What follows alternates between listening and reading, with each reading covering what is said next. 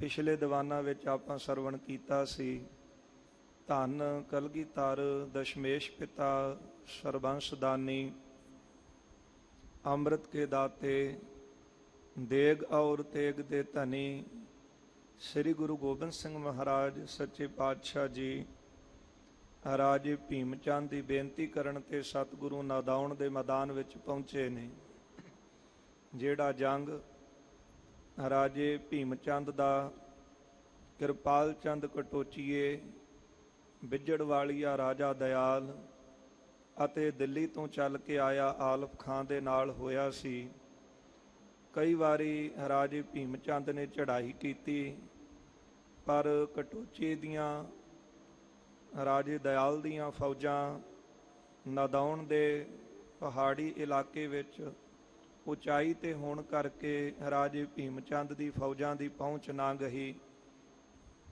ਇਸ ਕਰਕੇ 3 ਵਾਰ ਇਹਨਾਂ ਨੇ ਚੜ੍ਹਾਈ ਕੀਤੀ ਹੈ पर कुछ भी इस नूं प्राप्ति ना हुई। जद गुरु कलगीधर सच्चे पातशाह महाराज जी अपना दल लैके सतगुरु पहुँचते ने। महाराज जी दे जंग दे मैदान विच उतरन दे नाल जंग दी रूप रेखा ही जंग दा जिहड़ा माहौल ही बदल गया। जिहड़ी जंग दी जित राजे कटोचीए वल जा रही सी ਉਹ ਜੰਗ ਦਾ ਪਾਸਾ ਜਿਹੜਾ ਸੀ ਜਿੱਤ ਦਾ ਪਾਸਾ ਰਾਜੇ ਭੀਮ ਚੰਦ ਵੱਲ ਆਉਣ ਲੱਗਾ। ਰਾਜਾ ਬਿਜੜ ਵਾਲੀਆ ਦਇਆਲ ਬੜਾ ਬਹਾਦਰ ਬਲੀ ਸੂਰਮਾ ਸੀ ਤੇ ਜੰਗ ਦੇ ਦਾਅ ਪੇਚ ਬੜੇ ਜਾਣਦਾ ਸੀ। ਪਹਿਲਾਂ ਉਸਨੇ 3-4 ਵਾਰ ਮਹਾਰਾਜ ਤੇ ਕੀਤੇ ਨੇ। ਸਤਿਗੁਰਾਂ ਨੇ ਇੱਕੋ ਵਾਰ ਹੀ ਬੰਦੂਕ ਦਾ ਜਿਹੜਾ ਸੀ ਰਾਜੇ ਦਇਆਲ ਵੱਲ ਚਲਾਇਆ। ਉਸ ਦੀ ਛਾਤੀ ਜਿਹੜੀ ਸੀ ਉਸ ਗੋਲੀ ਨੇ ਵਿੰਨ ਦਿੱਤੀ ਅਤੇ ਛਾਤੀ ਪਾਟ ਗਈ। ਇਸ ਦੀ ਮੌਤ ਹੋਈ ਹੈ। ਰਾਜੇ ਕਿਰਪਾਲ ਕਟੋਚੇ ਦੀਆਂ ਸਾਰੀਆਂ ਫੌਜਾਂ ਪਿਛਾਂਹ ਨੂੰ ਭੱਜੀਆਂ ਨੇ। ਵਾੜੇ ਦੇ ਅੰਦਰ ਵੜ ਗਈਆਂ, ਡਰਦੀਆਂ ਮਾਰੀਆਂ ਬਾਹਰ ਨਹੀਂ ਆਉਂਦੀਆਂ, ਅੰਦਰੋਂ ਹੀ ਬਾਹਰ ਨੂੰ ਤੱਕਦੇ ਨੇ। ਸਤਿਗੁਰਾਂ ਦੇ ਸੂਰਮੇ ਬੜੀ ਬਹਾਦਰੀ ਦੇ ਨਾਲ ਉਸ ਵਾੜੇ ਤੱਕ ਪਹੁੰਚ ਗਏ ਅਤੇ ਦੂਸਰੇ ਤਰਫ ਦੀਆਂ ਫੌਜਾਂ ਜਿਹੜੀਆਂ ਨੇ ਉਹ ਵਾੜੇ ਦੇ ਅੰਦਰ ਵਾੜ ਦਿੱਤੀਆਂ। ਕਿਰਪਾਲ ਕਟੋਚੀਏ ਨੂੰ ਘੇਰਾ ਪਾ ਲਿਆ। जद अंदरों कोई भी ना कुसकिया ना बोलिया, डर दे नाल सारे सहम गए। सतगुरु कलगीधर महाराज इन्ने बहादुर बली योधे ने। सतगुरां ने कहा जेड़ा डर के अंदर लुक गया, अंदर वड़ गया, डरे ते वार करना सूरमे दा काम नहीं। इन्हां दे अंदर माण सी। दिल्ली तो चल के आए आलफ खां दियां फौजां ते वो माण इन्हां दा दूर हो गया। महाराज जी ने अपने सूरमे पिछां बुला लए ਅਤੇ ਕੁਝ ਦੂਰੀ ਤੇ ਮਹਾਰਾਜ ਨੇ ਡੇਰਾ ਲਾਇਆ ਹੈ। ਉਸ ਦੇ ਨੇੜੇ ਹੀ ਰਾਜੇ ਭੀਮ ਚੰਦ ਨੇ ਵੀ ਡੇਰਾ ਲਾ ਲਿਆ। ਜਦ ਰਾਤ ਪਈ ਹੈ ਕਿਰਪਾਲ ਚੰਦ ਕਟੋਚੀਏ ਨੇ ਆਲਫ ਖਾਂ ਨਾਲ ਸਲਾਹ ਕੀਤੀ। ਕਹਿਣ ਲੱਗਾ, ਵੇਖ ਭਰਾਵਾ, ਜੇ ਤੇ ਰਾਜਾ ਭੀਮ ਚੰਦ ਭਾਵੇਂ ਕਿੰਨੀਆਂ ਵੀ ਫੌਜਾਂ ਕਿਉਂ ਨਾ ਲੈ ਕੇ ਆ ਜਾਂਦਾ, ਸਾਡੀ ਇਸ ਜੰਗ ਵਿੱਚ ਜਿੱਤ ਹੋਣੀ ਸੀ। पर हुण इस जंग दे विच आ गए ने सतगुरु गुरु कलगीधर महाराज। जिन्ना चिर वो इस जंग दे विच ने वो इन्ने बली बहादुर ने कि उन्हां नूं कोई जित नहीं सकदा। क्योंकि साडा जिहड़ा सूरमा सी बहादुर राजा दयाल बिजड़ वालिया उन्होंने भी गुरु कलगीधर साहब ने मार दिता है। हुण किहड़ा है ऐसा सूरमा जिहड़ा उन्हां दे सामने जाके मुकाबला करे। इस करके मेरी सलाह मन ते हुण आपां निकल चलीए। समा किते फिर बने ते जिदन गुरु कलगीधर साहब राजे भीम चंद नाल ना होणगे फिर आपां फौजां लैके ते चढ़ाई करांगे ते इहनूं जित लवांगे। आलफ खां ने भी सलाह मान लई है क्योंकि इसने अपनी अखां नाल गुरु कलगीधर साहब जी नूं महाराज दे सिख सूरमिਆਂ नूं रण खेतर दे विच जूझदियां होइयां देख लिया कि बड़ी बहादरी दे नाल इह सूरमे जंग लड़दे ने। इस करके आलफ खां ते किरपाल चंद कटोचीए ने सलाह की है कि अज रात जद बहुती होवेगी ते आपां सारे चोरी निकल जावांगे। एक जिहड़ा मनुख सी उहनूं कहा गया कि तू वाड़े दी उचाई वाली थां ते बैठ के नगारा वजाउंदा रह सारी रात ते जद सवेर होण लगेगी ते तू नगारा छड्ड के भज्जे आवीं। उहने इसे तरह कीता। ऊंची थां ते नगारा लैके बैठ गया। रात नगारा वजाउंदा रहा। ਜਿਹੜਾ ਦੂਸਰਾ ਦਲ ਸੀ ਉਹ ਸੋਚਦਾ ਰਿਹਾ ਕਿ ਅੰਦਰ ਹੀ ਨੇ। ਰਾਤੋਂ ਰਾਤ ਕਿਰਪਾਲ ਚੰਦ ਕਟੋਚੀਆ ਅਤੇ ਆਲਮ ਖਾਂ ਆਪਣੇ ਸਿਪਾਹੀ ਲੈ ਕਰਕੇ ਇਸ ਵਾੜੇ ਦੇ ਵਿੱਚੋਂ ਚੋਰੀ ਚੋਰੀ ਨਿਕਲ ਗਏ, ਆਪਣੇ ਘਰਾਂ ਨੂੰ ਚਲੇ ਗਏ। ਜਦ ਦਿਨ ਚੜਿਆ, ਨਗਾਰਾ ਵਜਾਉਣ ਵਾਲਾ ਵੀ ਜਿਹੜਾ ਸੀ ਉਹ ਭੱਜ ਗਿਆ। ਜਦ ਸਤਿਗੁਰਾਂ ਦੇ ਸੂਰਮਿਆਂ ਨੇ ਜਾ ਕੇ ਦੇਖਿਆ ਹੈ, ਕੀ ਦੇਖਿਆ ਕਿ ਵਾੜਾ ਤਾਂ ਖਾਲੀ ਪਿਆ, ਨਾ ਉੱਥੇ ਕਿਰਪਾਲ ਚੰਦ ਕਟੋਚੀਆ ਤੇ ਨਾ ਆਲਮ ਖਾਂ, ਨਾ ਹੀ ਉਹਨਾਂ ਦਾ ਕੋਈ ਸੂਰਮਾ ਹੈ। ਸੋ ਇਸ ਤਰ੍ਹਾਂ ਇਸ ਨਦਾਉਣ ਦੀ ਜੰਗ ਦੇ ਵਿੱਚ ਜਿੱਤ ਪ੍ਰਾਪਤ ਸਤਿਗੁਰਾਂ ਨੇ ਕੀਤੀ ਹੈ। ਸੋ ਸਾਰਿਆਂ ਨੇ ਬਹੁਤਾ ਮਹਾਰਾਜ ਜੀ ਦਾ ਜਸ ਕੀਤਾ ਹੈ। ਸੋ ਫਿਰ ਸਤਿਗੁਰੂ ਉੱਥੋਂ ਵਾਪਸ ਆਏ ਨੇ ਅਤੇ ਇਹ ਜਿਹੜਾ ਨਦਾਉਣ ਦਾ ਇਲਾਕਾ ਬਿਆਸ ਦਰਿਆ ਦੇ ਕੰਢੇ ਤੇ ਵਸਿਆ ਹੋਇਆ, ਇਹ ਸੋਹਣਾ ਰਮਣੀਕ ਅਸਥਾਨ ਮਹਾਰਾਜ ਜੀ ਨੇ ਦੇਖਿਆ ਹੈ। ਇਸ ਦੇ ਨੇੜੇ ਹੀ ਸਤਿਗੁਰਾਂ ਨੇ ਡੇਰਾ ਕੀਤਾ ਅਤੇ ਕੁਝ ਦਿਨ ਮਹਾਰਾਜ ਸਤਿਗੁਰੂ ਇੱਥੇ ਰੁਕੇ ਨੇ, ਜਿੱਥੇ ਹੁਣ ਸੋਹਣਾ ਅਸਥਾਨ ਗੁਰੂ ਘਰ ਸ਼ੋਭਿਤ ਹੈ। ਇਹ ਪ੍ਰਸੰਗ ਆਪਾਂ ਕੱਲ ਸਰਵਣ ਕੀਤਾ ਸੀ। ਸੋ ਆਓ ਗੁਰ ਸੰਗਤ ਜੀ, ਜਿਸ ਤਰ੍ਹਾਂ ਅੱਗੇ ਸਤਿਗੁਰੂ ਸਾਹਿਬ ਜੀ ਦੇ ਜੀਵਨ ਕੌਤਕਾਂ ਦੀ ਕਥਾ ਆ ਰਹੀ ਹੈ, ਅੰਮ੍ਰਿਤਮਈ ਸਤਿਗੁਰਾਂ ਦੇ ਜੀਵਨ ਕੌਤਕਾਂ ਦੀ ਕਥਾ ਸਰਵਣ ਕਰਕੇ ਲਾਭ ਪ੍ਰਾਪਤ ਕਰੀਏ।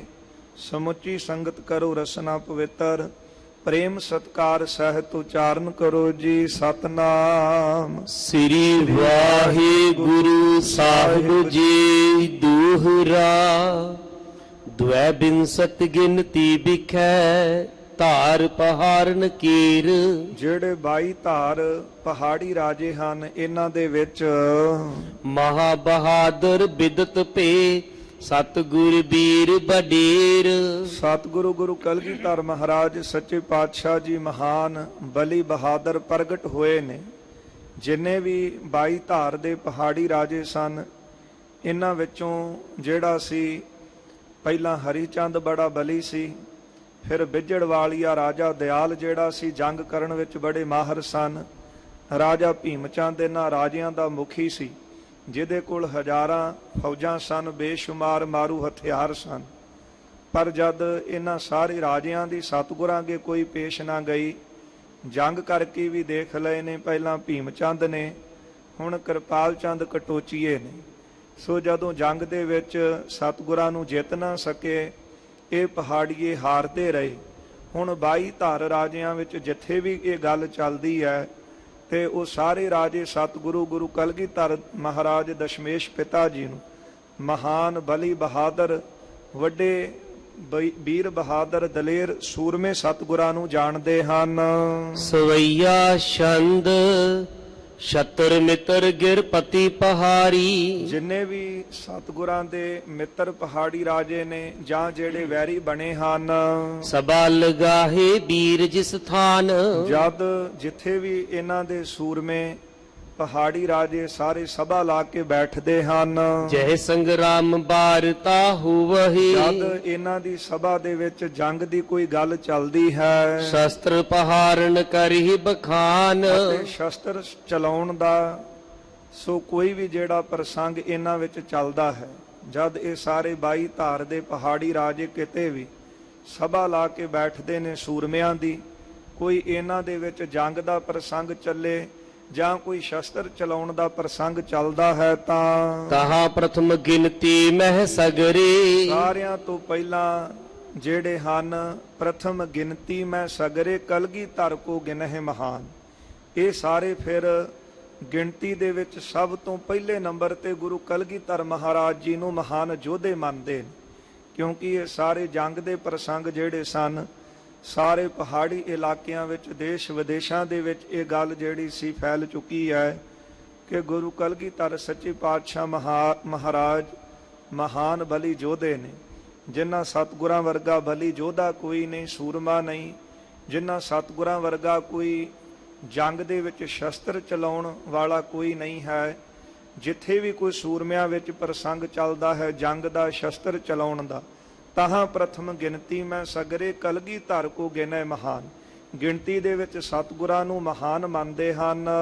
ਜੁਦ ਪਰ ਬਿਰਤੇ ਨਾਮ ਜਿ ਸਿਮਰਹਿ। ਇਹ ਵੀ ਇਹਨਾਂ ਦੇ ਵਿੱਚ ਇੱਕ ਰਵਾਇਤ ਹੀ ਫਿਰ ਬਣ ਗਈ ਕਿ ਜਿਹੜਾ ਵੀ ਜੰਗ ਦੇ ਵਿੱਚ ਗੁਰੂ ਕਲਗੀਧਰ ਸਾਹਿਬ ਜੀ ਦਾ ਨਾਮ ਲਏਗਾ ਸੋ ਪੀ ਵਿਜੈ ਪਾਏ ਰਿਪਹਾਨ। ਉਹ ਰਣ ਖੇਤਰ ਵਿੱਚ ਯੁੱਧ ਭੂਮੀ ਦੇ ਵਿੱਚ ਜਿੱਤ ਪ੍ਰਾਪਤ ਕਰ ਲਏਗਾ। ਕਿਉਂਕਿ ਜਿੱਦਾਂ ਦਾ ਕਿਸੇ ਨੂੰ ਕਿਸੇ ਤਰ੍ਹਾਂ ਦਾ ਆਈਡਲ ਬਣਾ ਕੇ ਚੱਲੀਏ, ਸੋ ਉਹਦੇ ਜਿਹੜੇ ਗੁਣ ਹਨ ਉਹ ਮਨੁੱਖ ਦੇ ਅੰਦਰ ਜਿਹੜੇ ਨੇ ਉਹ ਧਾਰਨ ਕਰਨ ਲੱਗ ਪੈਂਦਾ ਹੈ ਮਨੁੱਖ। ਤੇ ਇਸ ਕਰਕੇ ਗੁਰੂ ਕਲਗੀਧਰ ਸਾਹਿਬ ਮਹਾਰਾਜ ਮਹਾਨ ਬਲੀ ਸੂਰਮੇ ਨੇ। ਤੇ ਦੂਸਰਾ ਸਤਿਗੁਰੂ ਪ੍ਰਤੱਖ ਪਾਰ ਬ੍ਰਹਮ ਦਾ ਸਰਗੁਣ ਸਰੂਪ ਨੇ। ਤੇ ਇਹ ਗੱਲ ਜਿਹੜੀ ਸੀ ਸੂਰਮਿਆਂ ਵਿੱਚ ਪ੍ਰਗਟ ਹੋ ਗਈ ਕਿ ਜਿਹੜਾ ਵੀ ਜੰਗ ਦੇ ਮੈਦਾਨ ਵਿੱਚ ਰਣ ਖੇਤਰ ਵਿੱਚ ਗੁਰੂ ਕਲਗੀਧਰ ਸਾਹਿਬ ਜੀ ਦਾ ਨਾਮ ਲਏਗਾ, ਜੁੱਧ ਪ੍ਰਬਿਰਤੇ ਨਾਮ ਜੇ ਸਿਮਰੈ ਸੋ ਪੀ ਵਿਜੈ ਪਾਏ ਰਿਪਹਾਨ, ਉਹ ਵੀ ਵੈਰੀ ਨੂੰ ਮਾਰ ਕਰਕੇ ਜੰਗ ਦੇ ਵਿੱਚ ਜਿੱਤ ਪ੍ਰਾਪਤ ਕਰ ਲਵੇਗਾ। ਬ੍ਰਿੰਦ ਛਤਰ ਹੋਏ ਗਿਨਹਿ ਨਾ ਰਨ ਮਹਿ। ਭਾਵੇਂ ਕਿੰਨੇ ਵੀ ਕੋਈ ਵੈਰੀ ਦਾ ਦਲ ਵੱਡੀ ਗਿਣਤੀ ਵਿੱਚ ਵੀ ਚੜ ਕੇ ਆ ਜਾਵੇ, ਥੋਰਨ ਸਾਥ ਹਥਿ ਹਥਿਆਰ। ਉਸ ਵੱਡੀ ਗਿਣਤੀ ਨੂੰ ਵੀ ਕੁਝ ਨਹੀਂ ਜਾਣਦੇ। ਥੋੜੇ ਜਿਹੇ ਸੂਰਮੇ ਆਪਣੇ ਨਾਲ ਲੈ ਕੇ ਵੱਡੇ ਵੈਰੀ ਦੇ ਦਲ ਨੂੰ ਮਾਰ ਮੁਕਾਉਂਦੇ। ਭਾਵੇਂ ਆਨੰਦਪੁਰ ਦੀ ਧਰਤੀ ਤੇ ਹਜ਼ਾਰਾਂ ਹੀ ਜਿਹੜੀਆਂ ਨੇ ਫੌਜਾਂ ਚੜ ਕੇ ਆਉਂਦੀਆਂ ਨੇ, ਫਿਰ ਸਤਿਗੁਰੂ ਕਲਗੀਧਰ ਸਾਹਿਬ ਮਹਾਰਾਜ ਜਦ ਚਮਕੌਰ ਦੀ ਗੜੀ ਵਿੱਚ ਪਹੁੰਚਦੇ ਨੇ, ਉੱਥੇ ਤਾਂ ਮਹਾਰਾਜ ਆਪ ਲਿਖਦੇ ਹਨ ਕਿ 10 ਲੱਖ ਬਰਾਇਦ ਬਰੂ ਬੇਖਬਰ, 10 ਲੱਖ ਫੌਜਾਂ ਜਿਹੜੀਆਂ ਸੀ ਚੜ ਕੇ ਆ ਜਾਂਦੀਆਂ ਨੇ। ਸਤਿਗੁਰੂ ਇੰਨੇ ਬਲੀ ਬਹਾਦਰ ਸੂਰਮੇ ਨੇ ਕਿ ਭਾਵੇਂ ਲੱਖਾਂ ਵੀ ਫੌਜਾਂ ਚੜ ਕੇ ਆ ਜਾਣ ਤੇ ਉਹਨਾਂ ਦੀ ਪਰਵਾਹ ਵੀ ਨਹੀਂ ਮੰਨਦੇ। ਥੋੜੇ ਜਿਹੇ ਸੂਰਮੇ ਲੈ ਕਰਕੇ ਉਹਨਾਂ ਨਾਲ ਜੰਗ ਲੜਦੇ ਹਨ। ਨਿਰਭੈ ਹੋਏ ਪਰਵੇਸ਼ਤ ਰਨ ਮਹਿ। ਕਹਿੰਦੇ ਨਿਰਭੈ ਹੋ ਕਰਕੇ, ਡਰ ਤੋਂ ਰਹਿਤ ਹੋ ਕਰਕੇ ਜੰਗ ਦੇ ਮੈਦਾਨ ਵਿੱਚ ਪ੍ਰਵੇਸ਼ ਹੋ ਜਾਂਦੇ ਨੇ।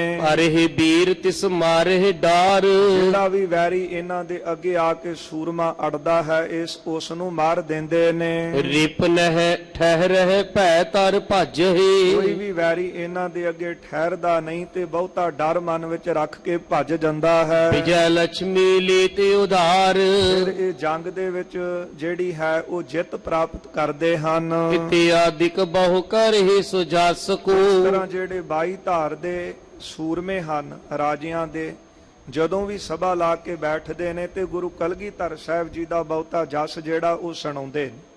ਕਿਉਂਕਿ ਸੂਰਮਤਾਈ ਉਹ ਬਹਾਦਰੀ ਉਹ ਜਿਹਨੂੰ ਵੈਰੀ ਵੀ ਜਿਹੜਾ ਉਹ ਸਲਾਵੇ।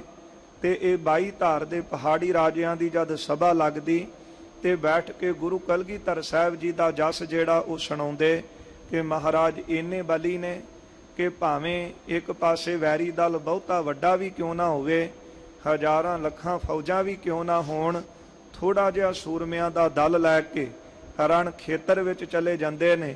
ਕੋਈ ਵੀ ਵੈਰੀ ਇਹਨਾਂ ਦੇ ਅੱਗੇ ਟਿਕ ਨਹੀਂ ਸਕਦਾ, ਉਹਨੂੰ ਮਾਰ ਕੇ ਜੰਗ ਨੂੰ ਜਿੱਤ ਲੈਂਦੇ ਹਨ। ਇਸ ਤਰ੍ਹਾਂ ਮਹਾਰਾਜ ਜੀ ਦੀ ਪ੍ਰਸ਼ੰਸਾ ਸਾਰੇ ਸਭਾ ਲਾ ਕੇ ਕਰਦੇ ਹਨ। ਦਰਸਹਿ ਬੰਦਹਿ ਆਨੰਦ ਧਾਰ। ਸਤਿਗੁਰਾਂ ਦੀ ਅੱਗੇ ਬੰਦਨਾ ਕਰਕੇ ਦਰਸ਼ਨ ਕਰਕੇ ਬਹੁਤਾ ਆਨੰਦ ਮਾਣਦੇ ਹਨ। ਪੁਰ ਨਦੌਨ ਮਹਿ ਭਾਉਨ ਚੁਕੋਨੇ। ਕਵਿਰਾਜ ਜੀ ਨਦੌਨ ਦਾ ਜਿਹੜਾ ਇਲਾਕਾ ਹੈ, ਨਗਰ ਹੈ, ਉਸ ਦੀ ਜਿਹੜੀ ਸ਼ੋਭਾ ਬਿਆਨ ਕਰਦੇ ਨੇ। ਕਿਉਂਕਿ ਜਿੱਥੇ ਜਾਇਬ ਹੈ ਮੇਰਾ ਸਤਿਗੁਰੂ ਸੋ ਥਾਨ ਸੁਹਾਵਾ ਆਰਾਮ ਰਾਜੇ। ਜਿੱਥੇ ਸਤਿਗੁਰਾਂ ਨੇ ਆਪਣੇ ਮੁਬਾਰਕ ਚਰਨ ਪਾਏ ਨੇ, ਉਹ ਥਾਂ ਵੀ ਸਤਿਗੁਰਾਂ ਨੇ ਭਾਗਾਂ ਵਾਲੇ ਕਰ ਦਿੱਤੇ ਨੇ। ਸੋ ਇਸ ਤਰ੍ਹਾਂ ਪੁਰ ਨਦੌਣ ਮਹਿ ਭਾਉਨ ਚੁਕੋਨੇ, ਤੇ ਚਾਰੇ ਕੋਨਿਆਂ ਦੇ ਵਿੱਚ ਬੜੇ ਸੁੰਦਰ ਜਿਹੜੇ ਚਕੋਨੇ ਘਰ ਬਣੇ ਹਨ। ਚੂਨੇ ਸੰਗ ਚਿਨਹਿ ਬਹੁ ਪਾਏ। ਜਿਹੜੇ ਸੋਹਣੇ ਘਰ ਬੜੇ ਚੂਨਿਆਂ ਦੇ ਨਾਲ ਚਿਣੇ ਹੋਏ ਹਨ। ਸੁੰਦਰ ਦਰ ਬਰ ਬ੍ਰਿੰਦ ਬਨੇ। ਸੋਹਣੇ ਤੇ ਬੜੇ ਸ਼੍ਰੇਸ਼ਟ ਬਣੇ ਹੋਏ ਹਨ। ਜਿਨੇ ਉੱਚੇ ਪੌਰ ਕੌਰ ਛਬ ਛਾਏ। ਇਹਨਾਂ ਘਰਾਂ ਦੇ ਉੱਚੇ ਦਰਵਾਜ਼ੇ ਨੇ ਤੇ ਬਹੁਤੀ ਛਵੀ ਵਾਲੇ ਜਿਹੜੇ ਸ਼ੋਭ ਰਹੇ ਹਨ। ਅਲਪੀ ਤੁੰਗ ਬੰਗਲੇ ਸ਼ੋਭਤ। ਥਲ ਪੀ ਧੁੰਗ ਬੰਗਲੇ ਸ਼ੋਭਤ। ਨਦੌਣ ਦੇ ਇਲਾਕੇ ਵਿੱਚ ਬੜੇ ਉੱਚੇ ਬੰਗਲੇ ਜਿਹੜੇ ਹਨ ਸ਼ੋਭ ਰਹੇ ਨੇ। ऊपर कलश रखे दिपताए, ਇਹਨਾਂ ਬੰਗਲਿਆਂ ਦੇ ਉੱਤੇ ਜਿਹੜੇ ਕਲਸ਼ ਨੇ ਬੜੇ ਚਮਕ ਰਹੇ ਹਨ। चित्रत बहुत बचित्र बनाए, ਬੜੇ ਬਚਿੱਤਰ ਜਿਹੜੇ ਹਨ ਚਿੱਤਰ ਬਣੇ ਹੋਏ ਨੇ। बिसद बैठका बिस्तर थाए, ਤੇ ਬੜੀ ਸੁੰਦਰ ਜਿਹੜੀ ਹੈ ਬਿਸਦ ਚਿੱਟੇ ਰੰਗ ਦੀ ਜਿਹੜੀ ਬੈਠਕ ਹੈ ਉਹ ਸਾਰਿਆਂ ਦੇ ਬੈਠਣ ਲਈ ਬਣੀ ਹੋਈ ਹੈ। नदी बिपाशा के तट सुंदर, ਤੇ ਨਦੀ ਬਿਪਾਸਾ ਕੇ ਤਟ ਸੁੰਦਰ, ਬਿਆਸਾ ਨਦੀ ਦੇ ਕੰਢੇ ਤੇ ਸੋਹਣਾ।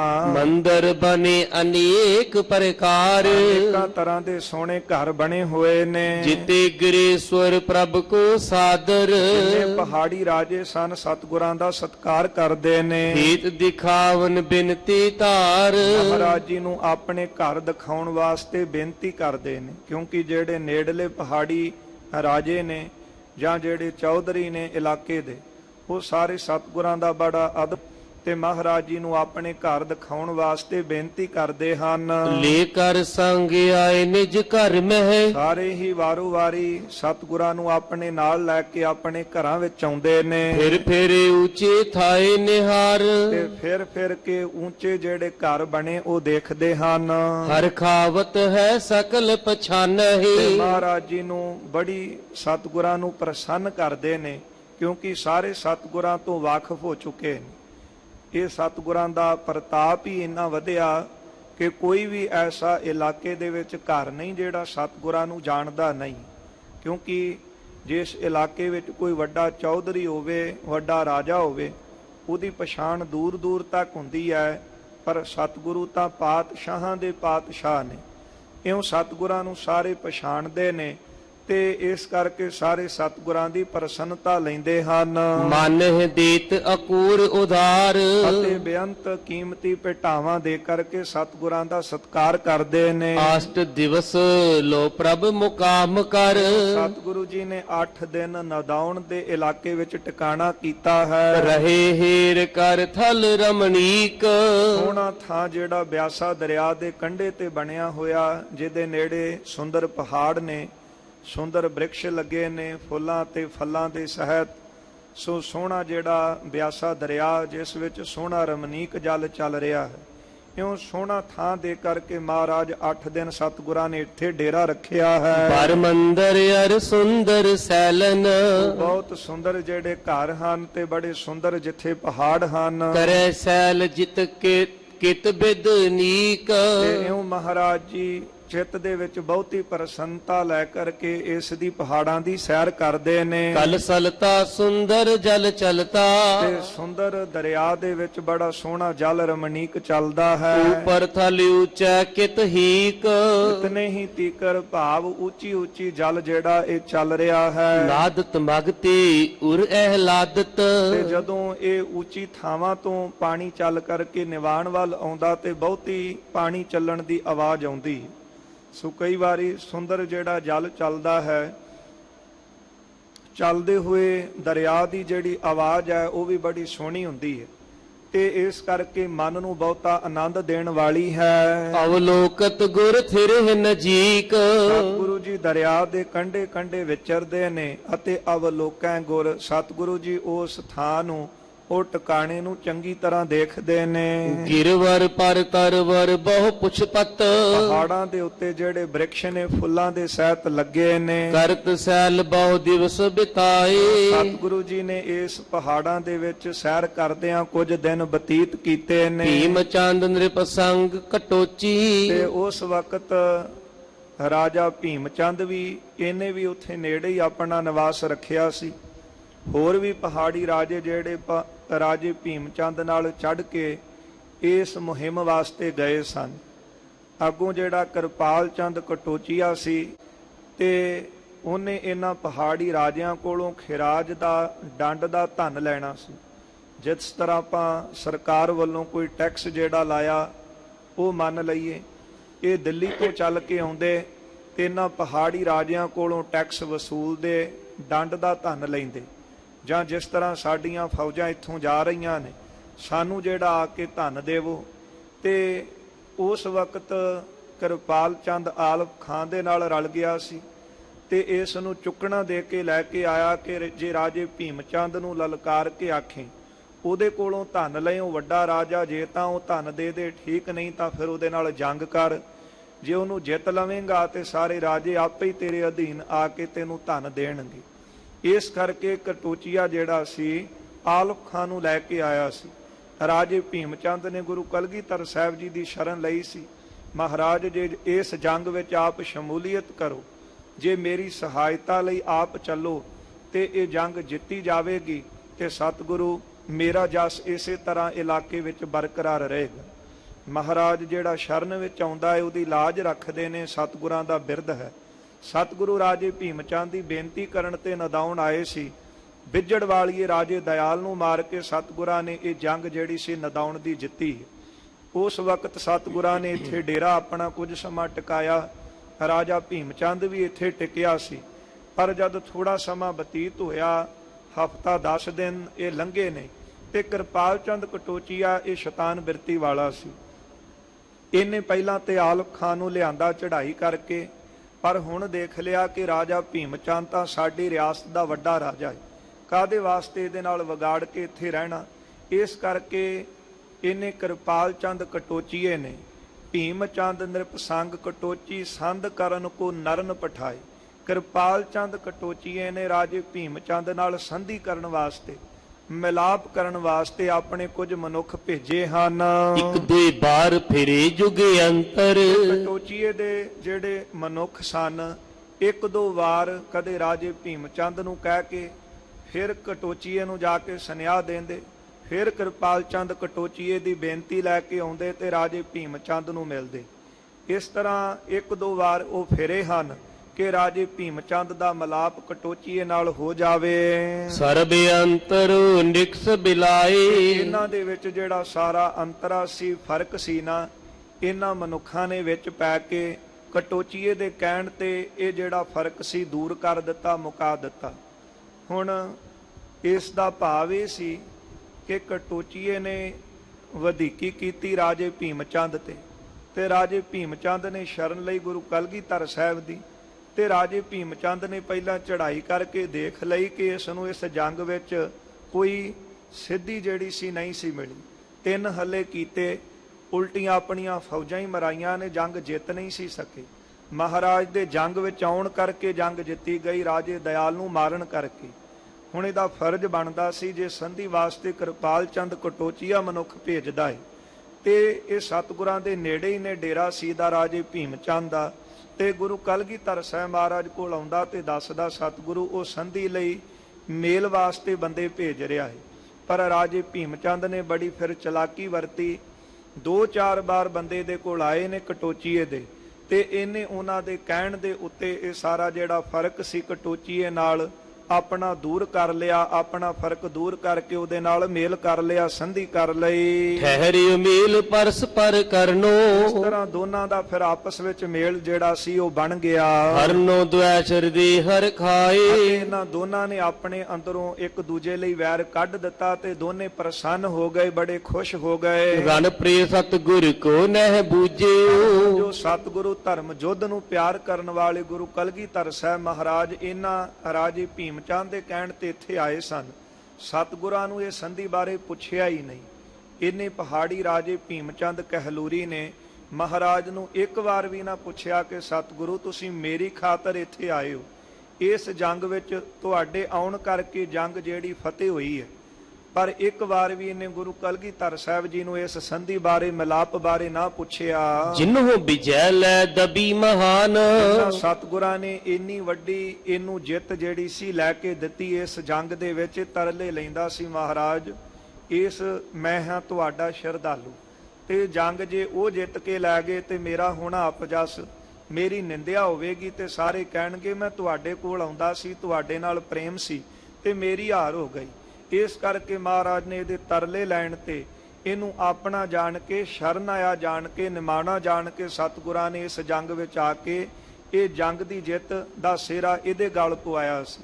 ਇਹ ਰਾਜੇ ਭੀਮ ਚੰਦ ਨੇ ਇੱਕ ਵਾਰੀ ਵੀ ਸਤਿਗੁਰਾਂ ਨੂੰ ਪੁੱਛਿਆ ਨਹੀਂ ਤੇ ਕਿਰਪਾਲ ਚੰਦ ਕਟੋਚੀਏ ਕਾਂਗੜੇ ਦੇ ਰਾਜੇ ਨਾਲ ਸੁਲ੍ਹਾ ਕਰ ਲਈ, ਸੰਧੀ ਕਰ ਲਈ। ਜੇ ਕਟੋਚੀਏ ਨਾਲ ਸੁਲ੍ਹਾ ਹੋਈ ਤੇ ਫਿਰ ਆਲਮ ਖਾਂ ਜਿਹੜਾ ਦਿੱਲੀ ਤੋਂ ਆਇਆ ਸੀ ਉਹਦੇ ਨਾਲ ਤੇ ਆਪੇ ਹੀ ਸੁਲਾਹ ਹੋ ਜਾਣੀ, ਕਿਉਂਕਿ ਅੰਦਰ ਖਾਤੇ ਪੈਸੇ ਦੇ ਕੇ ਖਿਰਾਜ ਦਾ ਧਨ ਦੇ ਕੇ ਹੀ ਜਿਹੜੀ ਸੀ ਸੁਲਾਹ ਕਰਨੀ ਸੀ। ਤੇ ਮਹਾਰਾਜ ਸਤਿਗੁਰਾਂ ਦਾ ਜੰਗ ਵਿੱਚ ਆਉਣ ਦਾ ਕਾਰਨ ਹੀ ਇਹ ਸੀ ਕਿ ਕੋਈ ਵੀ ਕਿਸੇ ਤੇ ਦਬਾਅ ਬਣਾ ਕੇ ਆਪਣਾ ਭੈ ਦੇ ਕੇ ਕਿਸੇ ਤੋਂ ਕੋਈ ਧਨ ਨਾ ਵਸੂਲ ਸਕੇ। ਇਸ ਕਰਕੇ ਸਤਿਗੁਰਾਂ ਨੇ ਇਸ ਜੰਗ ਦੇ ਵਿੱਚ ਆ ਕੇ ਤੇ ਆਲਮ ਖਾਂ ਵਰਗਿਆਂ ਨੂੰ ਹਾਰ ਦਿੱਤੀ ਸੀ ਕਿ ਇਹਨਾਂ ਦੀ ਅਕਲ ਟਿਕਾਣੇ ਆ ਸਕੇ।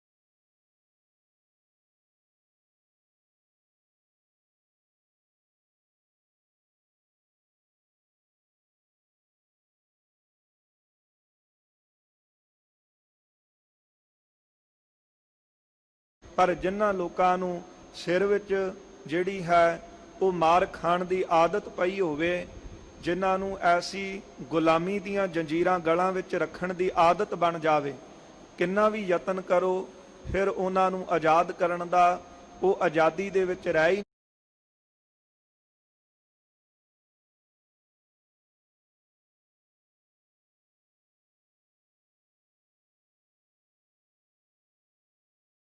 ਘਰ ਦੀ ਚਾਰ ਦੀਵਾਰੀ ਅੰਦਰ ਰੱਖਦੇ ਹਾਂ।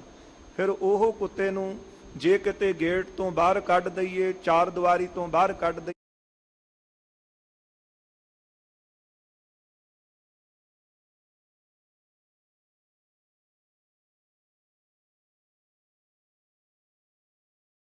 ਜਿਨ੍ਹਾਂ ਦੇ ਗਲ ਦੇ ਵਿੱਚ ਇਹ ਗੁਲਾਮੀ ਦੀਆਂ ਜੰਜੀਰਾਂ ਸਹਿਣ ਕਰਨ ਦੀ ਆਦਤ ਪਈ ਹੋਵੇ, ਉਹ ਭਾਵੇਂ ਗਲ ਦੇ ਵਿੱਚੋਂ ਜੰਜੀਰਾਂ ਉਤਾਰ ਦਿਓ, ਪਰ ਉਹਨਾਂ ਦੀ ਇੱਕ ਆਦਤ ਬਣ ਜਾਂਦੀ ਹੈ, ਸੁਭਾਅ ਬਣ ਜਾਂਦਾ ਹੈ, ਹੈਬਿਟ ਬਣ ਜਾਂਦੀ।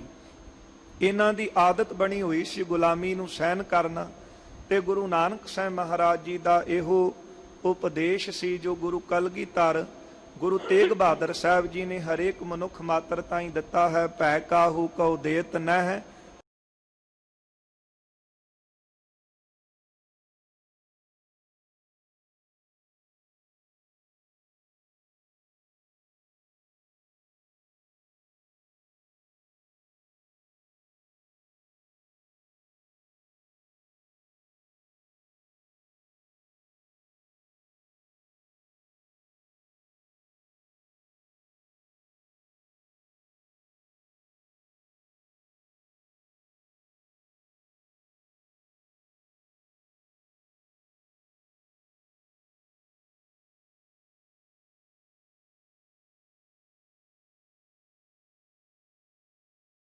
ਤੇ ਜਿਹੜੇ ਅੱਗੇ ਹੋਰ ਨੌਕਰ ਹਨ ਉਹਨਾਂ ਦੇ ਅਹਿਲਕਾਰਾਂ ਦੇ ਵੀ ਉਹ ਫਿਰ ਰਤ ਪਿੱਤ ਕੁੱਤੇ ਉਹ ਚੱਟ ਜਾਓ, ਆਪਾਂ ਕੁੱਤੇ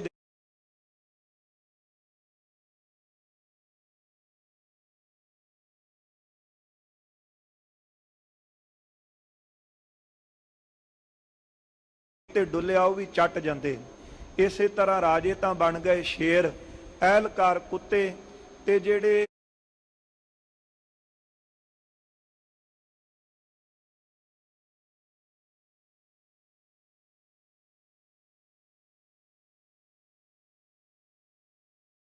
ਰਾਜਿਆਂ ਨੂੰ ਕਿ ਇਹ ਜ਼ੁਲਮ ਜਿਹੜਾ ਹੈ ਇਹ ਗਰੀਬ ਜਨਤਾ ਤੇ ਪ੍ਰਜਾ ਤੇ ਢਾਇਆ ਜਾ ਰਿਹਾ, ਉਹ ਸਾਹਮਣੇ ਦਿਖਦਾ ਹੋਇਆ ਜ਼ੁਲਮ ਵੀ ਉਹਨਾਂ ਨੂੰ ਬੁਰਾ ਨਹੀਂ ਲੱਗਦਾ ਤੇ ਉਹ ਕੁਝ ਵੀ ਬੋਲਦੇ ਨਹੀਂ। ਉਹਦਾ ਕਾਰਨ ਕਿ ਜਿਹੜਾ ਚੰਗਾ ਚੰਗਾ ਮਾਸ ਸੀ ਉਹ ਰਾਜਿਆਂ ਨੇ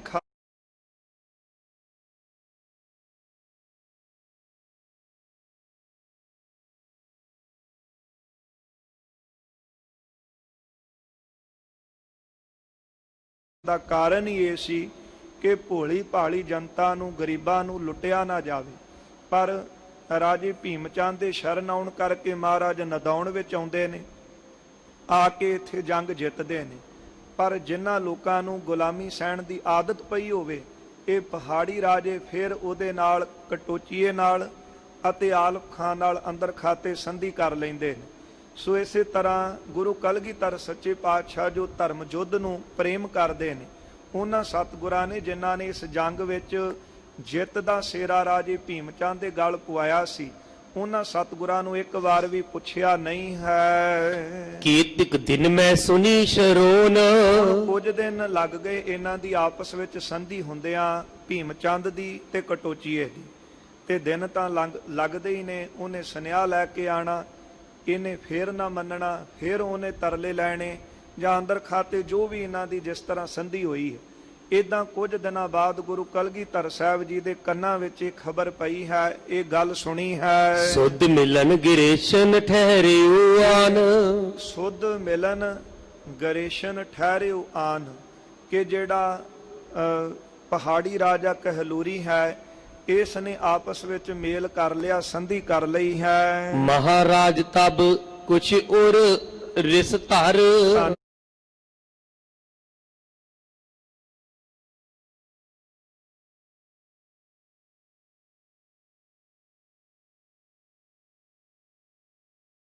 ਕਿ ਜਿਹੜਾ ਪਹਾੜੀਆ ਭੀਮ ਚੰਦ ਕਹਿਲੂਰੀਆ ਇਹ ਗੁਰੂ ਘਰ ਤੋਂ ਬੇਮੁਖ ਹੋ ਗਿਆ। ਗੀਦੀ ਡਰਤ ਜੰਗ ਤੇ ਮਿਲ ਗਏ, ਕਾਇਰ ਜਿਹੜੇ ਹਨ ਜੰਗ ਦੇ ਡਰ ਕਰਕੇ ਇਹਨਾਂ ਦੇ ਨਾਲ ਆਲਮ ਖਾਂ ਵਰਗਿਆਂ ਨਾਲ ਦਿੱਲੀ ਦੇ ਨਾਲ ਮਿਲ ਗਏ ਹਨ। ਹਮ ਤੇ ਭੇਦ ਰਾਖਬੋ ਠਾਨ, ਸਾਡੇ ਕੋਲੋਂ ਇਸ ਗੱਲ ਦਾ ਭੇਦ ਰੱਖਿਆ ਹੈ, ਜਾਂ ਕਹਿ ਲੋ ਕਿ ਸਾਨੂੰ ਭੇਦ ਵਿੱਚ ਰੱਖਿਆ, ਸਾਨੂੰ ਇਹ ਗੱਲ ਬਾਰੇ ਕੋਈ ਖਬਰ ਨਾ ਦਿੱਤੀ, ਸਾਡੇ ਕੋਲੋਂ ਇਹ ਗੱਲ ਲੁਕਾ ਕੇ ਰੱਖੀ ਹੈ। ਤਿਆਰੀ ਕੂਚ ਕਰਨ ਕੀ ਕੀਨਸ, ਹੁਣ ਇਥੋਂ ਭਾਵ ਸਪਸ਼ਟ ਹੁੰਦਾ ਸੀ ਕਿ ਜੇ ਜੰਗ ਲੜਨਾ ਤੇ ਫਿਰ ਸਤਿਗੁਰਾਂ ਨੂੰ ਅੱਗੇ ਕੀਤਾ ਜਾਵੇ, ਤੇ ਜੇ ਕਿਤੇ ਸੰਧੀ ਕਰਨੀ ਹੈ, ਕੋਈ ਆਪਸ ਵਿੱਚ ਮੇਲ ਕਰਨਾ ਹੈ, ਜਾਂ ਕੋਈ ਹੋਰ ਜਿਹੜੇ ਹਨ ਉਹ ਸਲਾਹ ਮਸ਼ਵਰੇ ਕਰਨੇ ਨੇ, ਤੇ ਉਹ ਆਪਸ ਵਿੱਚ ਹੀ ਕਰ ਲਏ ਜਾਣ। ਜਿਸ ਤਰ੍ਹਾਂ ਅਜੋਕੇ ਸਮੇਂ ਦੇ ਵਿੱਚ ਆਪਾਂ ਦੇਖਦੇ ਹਾਂ, ਜਿਹੜੀ ਗੱਲ ਦਾ ਰੋਸ ਸੰਤ ਬਾਬਾ ਜਰਨੈਲ ਸਿੰਘ ਜੀ ਖਾਲਸਾ ਮਹਾਂਪੁਰਖਾਂ ਨੇ ਜਤਾਇਆ ਸੀ ਕਿ ਸਿੱਖ ਦੇ ਨਾਲ ਮਤਰੇਈ ਮਾਂ ਵਰਗਾ ਸਲੂਕ ਕਿਉਂ, ਜੇ ਕਿਤੇ ਕੋਈ ਜੰਗ ਯੁੱਧ ਦਾ ਮਾਹੌਲ ਬਣੇ ਤੇ ਫਿਰ ਜੰਗ ਕਰਨ ਵਾਸਤੇ ਸਿੱਖਾਂ ਨੂੰ ਅੱਗੇ ਕੀਤਾ ਜਾਵੇ, ਸਿੱਖ ਰੈਜੀਮੈਂਟ ਨੂੰ ਜਿਹੜੀ ਹੈ ਉਹ ਮਹਾਨਤਾ ਦਿੱਤੀ ਜਾਵੇ, ਤੇ ਜਦ ਕੋਈ ਸੰਧੀ ਦਾ ਵਕਤ ਆਉਂਦਾ ਹੈ ਜਾਂ ਸਲਾਹ ਮਸ਼ਵਰੇ ਦਾ ਕੋਈ ਐਸਾ ਸਮਾਂ ਮਾਹੌਲ ਬਣਦਾ ਤੇ ਫਿਰ ਸਿੱਖ ਨੂੰ ਪੁੱਛਿਆ ਹੀ ਨਾ ਜਾਵੇ। ਜਦ ਅਹੁਦੇ ਦੇਣ ਦੀ ਗੱਲ ਚੱਲਦੀ ਹੈ ਤਦੋਂ ਵੀ ਸਿੱਖ ਨੂੰ ਪਿੱਛੇ ਕਰ ਦਿੱਤਾ ਜਾਵੇ। ਸੋ ਇਸ ਤਰ੍ਹਾਂ ਇਹ ਬਹੁਤ ਜ਼ਿਆਦਾ ਨਾ ਇਨਸਾਫੀ ਵਾਲੀ ਗੱਲ ਜਦ ਗੁਰੂ ਕਲਗੀਧਰ ਮਹਾਰਾਜ ਜੀ ਨੇ ਦੇਖੀ ਹੈ, ਸਤਿਗੁਰਾਂ ਨੇ ਪਹਾੜੀ ਰਾਜੇ ਭੀਮ ਚੰਦ ਤੇ ਮਹਾਰਾਜ ਜੀ ਨੇ ਨਾਰਾਜ਼ਗੀ ਜਤਾਈ ਹੈ ਕਿ ਗੀਤੀ ਡਰਤ ਜੰਗ ਤੇ ਮਿਲ ਗਏ, ਹਮ ਤੇ ਭੇਦ ਰਾਖਬੋ ਠਾਨ, ਕਿ ਜਿਹੜੇ ਕਾਇਰ ਨੇ ਇਹ ਡਰਦਿਆਂ ਹੋਇਆਂ ਇਹਨਾਂ ਨੇ ਸੁਲਾਹ ਕਰ ਲਈ ਹੈ ਤੇ ਸਾਡੇ ਕੋਲੋਂ ਇਸ ਗੱਲ ਦਾ ਜਿਹੜਾ ਲੁਕਾ ਰੱਖਿਆ ਹੈ। ਤਿਆਰੀ ਕੂਚ ਕਰਨ ਕੀ ਕੀਨਸ, ਸਤਿਗੁਰਾਂ ਨੇ ਨਦਾਉਣ ਤੋਂ ਚੱਲਣ ਦੀ ਤਿਆਰੀ ਕਰ ਲਈ। ਬਜੁਦ ਮਾਮਾ ਕਬਰਨ ਜੀਤ, ਸਤਿਗੁਰਾਂ ਦੀ ਆਗਿਆ ਦੇ ਨਾਲ ਜਿਹੜਾ ਵੱਡਾ ਨਗਾਰਾ ਰਣਜੀਤ ਨਗਾਰਾ ਉਹ ਵੱਜਿਆ ਹੈ। ਸਭ ਰਾਜਨ ਕੇ ਸਰੋਣ ਪਰੀ ਧੁਨ, ਜਦ ਵੱਡਾ ਨਗਾਰਾ ਨਦਾਉਣ ਦੀਆਂ ਪਹਾੜੀਆਂ ਦੇ ਵਿੱਚ ਵੱਜਿਆ ਏ, ਇਹ ਆਵਾਜ਼ ਜਿਹੜੀ ਸੀ ਸਾਰੇ ਰਾਜਿਆਂ ਨੇ ਕੰਨਾਂ ਨਾਲ ਸੁਣੀ ਹੈ। ਕੈਸੇ ਬਾਜਿਉ ਸੰਸੈ ਚਿੰਤਾ, ਰਾਜਿਆਂ ਦੇ ਮਨ ਵਿੱਚ ਬੜਾ ਜਿਹੜਾ ਸੀ ਸ਼ੰਕਾ ਬਣ ਗਿਆ, ਚਿੰਤਾ ਵੀ ਹੋਈ ਇਸ ਗੱਲ ਦੀ ਕਿ ਬਿਨਾਂ ਦੱਸਿਆਂ ਬਿਨਾਂ ਕੋਈ ਗੱਲਬਾਤ ਕੀਤਿਆਂ ਸਤਿਗੁਰੂ ਸਾਹਿਬ ਜੀ ਨੇ ਨਗਾਰਾ ਜਿਹੜਾ ਸੀ ਵੱਡਾ ਕਿਉਂ ਵਜਵਾ ਦਿੱਤਾ। ਪਰ ਬਿਗਾਰ ਹਿਤ ਰਨ ਕੇ ਹੋਇਓ, ਸਾਰੇ ਪਹਾੜੀਏ ਸੋਚਣ ਲੱਗੇ ਨੇ ਕਿਤੇ ਇਹ ਜਿਹੜਾ ਰਾਜੇ ਭੀਮ ਚੰਦ ਨਾਲ ਵਿਗਾੜ ਵਾਲੀ ਗੱਲ ਬਣੀ ਹੈ, ਕਿਤੇ ਇਸ ਕਰਕੇ ਤਾਂ ਨਹੀਂ ਜੰਗ ਕਰਨ ਵਾਸਤੇ ਤਾਂ ਨਹੀਂ ਨਗਾਰਾ ਵਜਾ ਦਿੱਤਾ। ਕੈ ਨਿਜ ਪਰ ਚਾਲਨ ਹਿਤ ਕੀਤ, ਫਿਰ ਸਤਿਗੁਰਾਂ ਨੇ ਆਪਣਾ ਦਲ ਇਥੋਂ ਤੋਰਨ ਵਾਸਤੇ ਨਗਾਰਾ ਵਜਾਇਆ ਹੈ। ਪ੍ਰਥਮ ਨ ਸੁਨੀ ਅਚਾਨਕ ਕਿਮ ਭਾ, ਪਹਿਲਾਂ ਤਾਂ ਕੋਈ ਗੱਲ ਸਤਿਗੁਰਾਂ ਦੇ ਇਥੋਂ ਜਾਣ ਦੀ ਸੁਣੀ ਨਹੀਂ ਹੈ, ਇਹ ਤਾਂ ਅਚਨਚੇਤ ਇਹ ਗੱਲ ਬਣੀ ਹੈ। ਭੀਮ ਚੰਦ ਸੋ ਬਿਰਸ ਲਖੀਤ, ਭੀਮ ਚੰਦ ਦੇ ਨਾਲ ਬੇਰਸੀ ਹੋਈ ਹੈ, ਇਹ ਸਾਰਿਆਂ ਨੇ ਜਾਣ ਲਈ ਹੈ, ਕਿਉਂਕਿ ਸਾਰਿਆਂ ਨੂੰ ਪਤਾ ਸੀ ਕਿ ਭੀਮ ਚੰਦ ਦਾ ਸਤਿਗੁਰਾਂ ਨਾਲ ਮਿਲਾਪ ਹੈ। ਇਸ ਕਰਕੇ ਸਤਿਗੁਰੂ ਜੀ ਇਸ ਜੰਗ ਦੇ ਵਿੱਚ ਪਹੁੰਚਦੇ, ਪਰ ਰਾਜੇ ਭੀਮ ਚੰਦ ਨੇ ਇੱਕ ਵਾਰ ਨਾ ਸੋਚਿਆ ਕਿ ਜਿਨ੍ਹਾਂ ਸਤਿਗੁਰਾਂ ਦੀ ਬਖਸ਼ਿਸ਼ ਦੇ ਨਾਲ ਮੈਨੂੰ ਜੰਗ ਦੇ ਵਿੱਚ ਫਤਿਹ ਮਿਲੀ, ਉਹਨਾਂ ਨੂੰ ਮੈਂ ਪੁੱਛਾਂ, ਉਹਨਾਂ ਦੀ ਸਲਾਹ ਲੈ ਲਾਂ। ਇਸ ਕਰਕੇ ਸਾਰਿਆਂ ਨੇ ਜਾਣ ਲਿਆ ਕਿ ਭੀਮ ਚੰਦ ਸੋ ਬੇਰਸ ਲਖੀਅਤ, ਕਿ ਭੀਮ ਚੰਦ ਦੇ ਨਾਲ ਬੇਰਸੀ ਹੋਈ ਜਾਣੀ ਲੱਗਦੀ ਹੈ। ਸੁਨ ਕਹਿਲੂਰ ਪਤੀ ਕਰ ਤੂਰਨ, ਜਦ ਕਹਿਲੂਰ ਪਤੀ ਰਾਜੇ ਭੀਮ ਚੰਦ ਨੇ ਆਪਣੇ ਕੰਨਾਂ ਵਿੱਚ ਇਹ ਗੱਲ ਸੁਣੀ ਹੈ ਕਿ ਸਤਿਗੁਰਾਂ ਦੇ ਦਲ 'ਚ ਨਗਾਰਾ ਵੱਜਾ ਹੈ, ਪਠਿਓ ਆਪਨੋ ਤਬਿ ਵਜੀਰ, ਇਸ ਰਾਜੇ ਭੀਮ ਚੰਦ ਨੇ ਛੇਤੀ ਨਾਲ ਆਪਣਾ ਵਜ਼ੀਰ ਸਤਿਗੁਰਾਂ ਦੇ ਡੇਰੇ ਵੱਲ ਭੇਜਿਆ। ਸ੍ਰੀ ਪ੍ਰਭ ਸੋ ਬੂਝੋ ਸਭ ਕਾਰਨ, ਆਪਣੇ ਵਜ਼ੀਰ ਨੂੰ ਕਿਹਾ ਕਿ ਜਾ ਕੇ ਸਤਿਗੁਰਾਂ ਨੂੰ ਸਾਰਾ ਕਾਰਨ ਪੁੱਛੋ ਕਿ ਨਗਾਰਾ ਵਜਾਉਣ ਦਾ ਕੀ ਕਾਰਨ ਹੈ। ਕਿਮ ਧੁਨ ਕੀ ਨਿਸ਼ਾਨ ਗੰਭੀਰ, ਰਾਜ ਕਿਸ ਤਰ੍ਹਾਂ ਇਹ ਜਿਹੜਾ ਨਗਾਰੇ ਦੀ ਉੱਤੇ ਜਿਹੜੀ ਹੈ ਇਹ ਵੱਡੀ ਗੰਭੀਰ ਧੁਨੀ ਲੱਗੀ ਹੈ। ਭਾਈ ਉਤਾਇਲ ਆਇਸ ਤਤ ਛਿਨ, ਵਜ਼ੀਰ ਛੇਤੀ ਨਾਲ ਰਾਜੇ ਭੀਮ ਚੰਦ ਦੀ ਆਗਿਆ ਨੂੰ ਮੰਨ ਕੇ ਆਇਆ ਹੈ। ਮਿਲਿਓ ਨਮੋ ਕਰ ਚਰਨਨ ਧੀਰ, ਬੜੇ ਧੀਰਜ ਨੂੰ ਰੱਖ ਕੇ ਹੌਸਲੇ ਨੂੰ ਰੱਖ ਕੇ ਗੁਰੂ ਕਲਗੀਧਰ ਸਾਹਿਬ ਜੀ ਦੇ ਚਰਨਾਂ ਦੇ ਉੱਤੇ ਆ ਕੇ ਨਮਸਕਾਰ ਕਰਕੇ ਮਿਲਿਆ ਹੈ। ਭੀਮ ਚੰਦ ਸੈਲੰਦਰ ਬੰਦਨਾ, ਉਹਨੇ ਬੇਨਤੀ ਕੀਤੀ ਹੈ ਕਿ ਸਤਿਗੁਰੂ ਜੀ ਰਾਜੇ ਭੀਮ ਚੰਦ ਪਹਾੜੀ ਕਹਿਲੂਰੀਏ ਨੇ ਤੁਹਾਡੇ ਚਰਨਾਂ 'ਚ ਨਮਸਕਾਰ ਭੇਜੀ ਹੈ। ਆਪ ਕਰੀ ਆਪ ਕੋ ਪਠ ਮੁਝ ਤੀਰ, ਮਹਾਰਾਜ ਜੀ ਕਰੀ ਆਪ ਕੋ ਪਠ ਮੁਝ ਤੀਰ, ਤੁਹਾਡੇ ਚਰਨਾਂ 'ਚ ਬੰਦਨਾ ਭੇਜੀ ਹੈ ਤੇ ਮੈਨੂੰ ਤੁਹਾਡੇ ਪਾਸ ਭੇਜਿਆ ਹੈ। ਸੰਸ਼ਯ ਭਇਓ ਕੀਨ ਤੁਨ ਕੈਸੇ, ਸਤਿਗੁਰੂ ਜੀ ਜਦ ਉਹਨਾਂ ਨਗਾਰੀ ਦੀ ਆਵਾਜ਼ ਸੁਣੀ ਹੈ ਤੇ ਸੁਣ ਕੇ ਮਨ ਵਿੱਚ ਸ਼ੰਕਾ ਆ ਗਿਆ ਹੈ ਹਿਤ ਬੂਜਨ ਕੀ ਤੂਰਨ ਤੇ ਆਏ, ਪੁੱਛਣ ਵਾਸਤੇ ਛੇਤੀ ਨਾਲ ਤੁਹਾਡੇ ਕੋਲ ਆਇਆ ਹਾਂ। ਸ੍ਰੀ ਕਲਗੀਧਰ ਕਹਿਓ ਕੋਪ ਕਰ, ਸ੍ਰੀ ਗੁਰੂ ਕਲਗੀਧਰ ਮਹਾਰਾਜ ਸੱਚੇ ਪਾਤਸ਼ਾਹ ਜਿਨ੍ਹਾਂ ਸਤਿਗੁਰਾਂ ਨੂੰ ਕਿਸੇ ਦਾ ਭੈ ਨਹੀਂ ਹੈ, ਨਾ ਸਤਿਗੁਰੂ ਕਿਸੇ ਨੂੰ ਅਕਾਰਨ ਭੈ ਦਿੰਦੇ ਨੇ ਤੇ ਨਾ ਹੀ ਕਿਸੇ ਦਾ ਭੈ ਮੰਨਦੇ ਹਨ। ਕਟੋਚੀਏ ਨੇ ਸਲਾਹ ਕੀਤੀ ਹੋਵੇਗੀ ਰਾਜੇ ਭੀਮ ਚੰਦ ਤੋਂ ਡਰਦਿਆਂ, ਪਰ ਜਦ ਗੁਰੂ ਕਲਗੀਧਰ ਸਾਹਿਬ ਕੋਲ ਰਾਜੇ ਭੀਮ ਚੰਦ ਕਹਿਲੂਰੀ ਦਾ ਵਜ਼ੀਰ ਆਇਆ ਤੇ ਮਹਾਰਾਜ ਜੀ ਨੇ ਉਹਨੂੰ ਵੀ ਵੀਰ ਰਸ ਵਿੱਚ ਇਹ ਬਚਨ ਕਹੇ ਨੇ। ਹਮ ਕਿਹ ਹਿਤ ਆਨਿਓ ਸਹਸਾਏ, ਮਹਾਰਾਜ ਕਹਿੰਦੇ ਆਪਣੇ ਰਾਜੇ ਨੂੰ ਜਾ ਕੇ ਪੁੱਛ ਕਿ ਸਾਨੂੰ ਇੱਥੇ ਕਾਹਦੇ ਵਾਸਤੇ ਇੰਨੀ ਛੇਤੀ ਬੁਲਾਇਆ ਹੈ। ਫਤਿਹ ਭਈ ਲਖ ਗਰਭਿਓ ਮਾਨੀ, ਜੇ ਇਹ ਸੁਲਾਹੀ ਕਰਨੀ ਸੀ ਤੇ ਫਿਰ ਇੰਨੀ ਜਲਦੀ ਕੀ ਪਈ ਸੀ ਸਾਨੂੰ ਇਹ ਜੰਗ ਦੇ ਵਿੱਚ ਬੁਲਾਉਣ ਦੀ।